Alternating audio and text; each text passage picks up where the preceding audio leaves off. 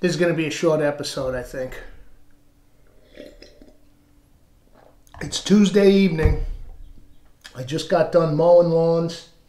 However, tomorrow, Wednesday, I'm going to an event in Kingston. Early Friday morning, I'm leaving for Long Island. I'll be back Monday. A little long weekend sort of vacay thing, family visit.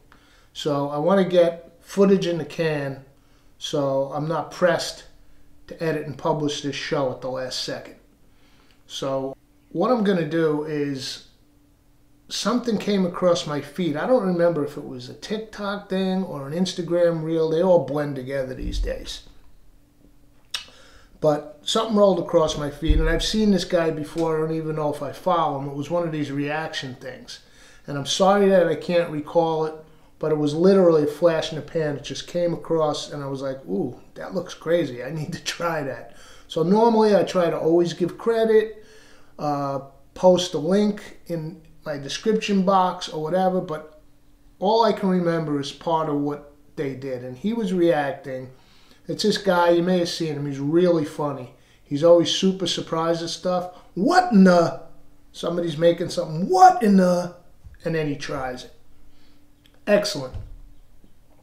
So he was watching some, I think she was a Japanese girl who made this little bite to eat.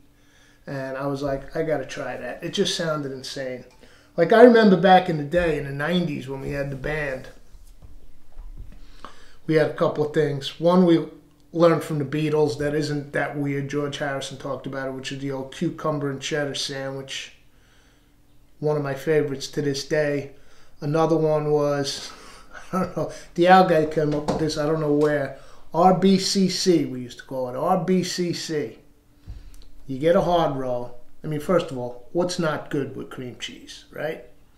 You get a hard roll, good Kaiser roll, roast beef. It's got to be the thin sliced, rare deli roast beef, cream cheese, and just on the roll, a little slather of mustard. Trust me. Sounds weird. RBCC.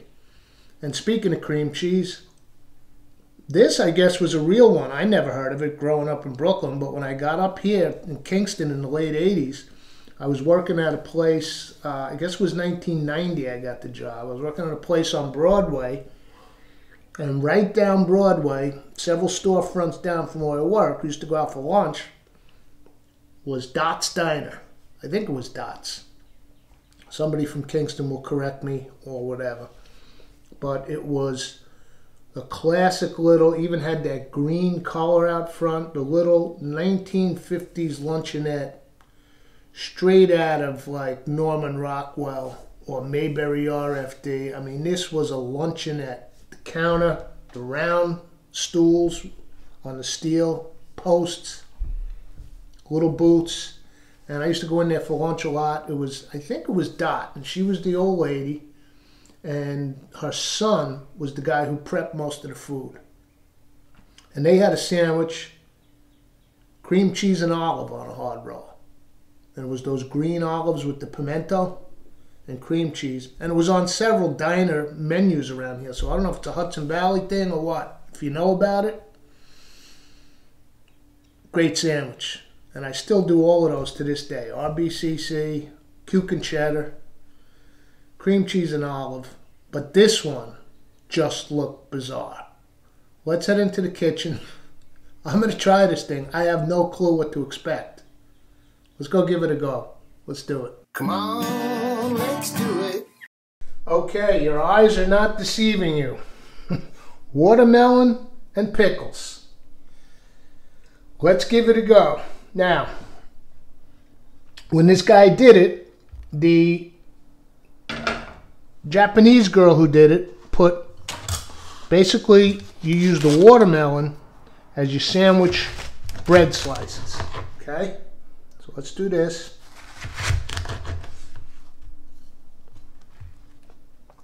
This is my fruit cutting board. This is my onion, garlic, etc. board. So that's basically a slice of bread, right?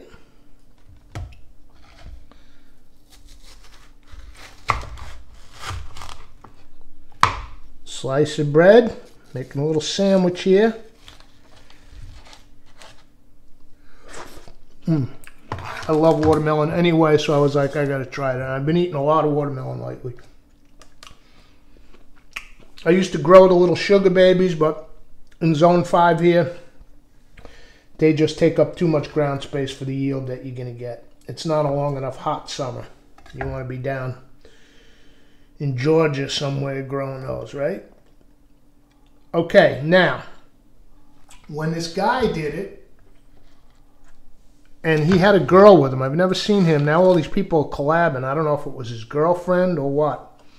But they both loved it. So that's when I was like, I got to try it. Now he couldn't tell what the Japanese girl was using. So he went with Havarti. But he did say something about feta.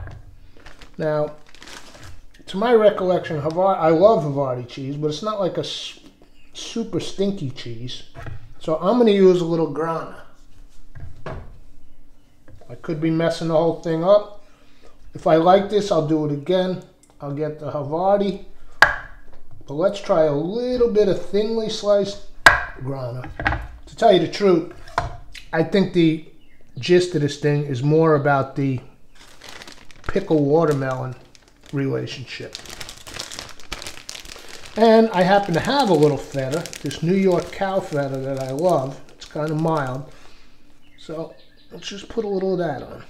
Just playing around. Again, I didn't study this thing. It literally flashed before my eyes.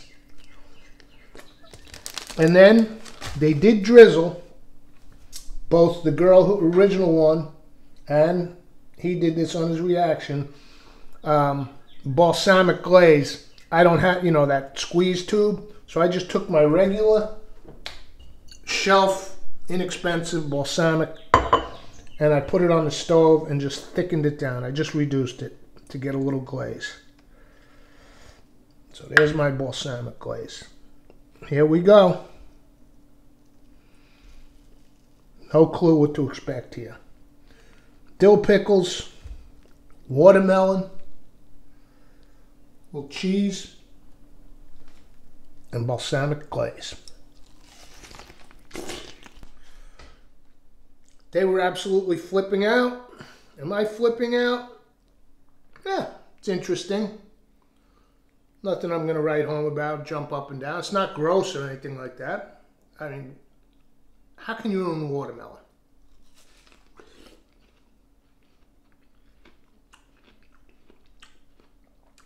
It's pretty good.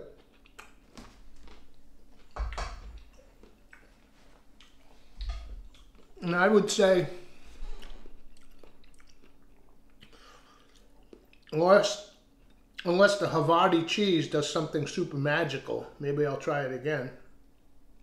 I don't see what all the fuss is about, but am I going to come running home to do this every week? No. Am I glad I tried it? Heck yeah.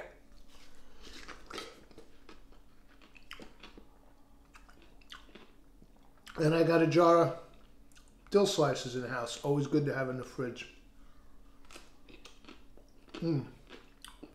We'll see you for the next episode. Come on, let's do it.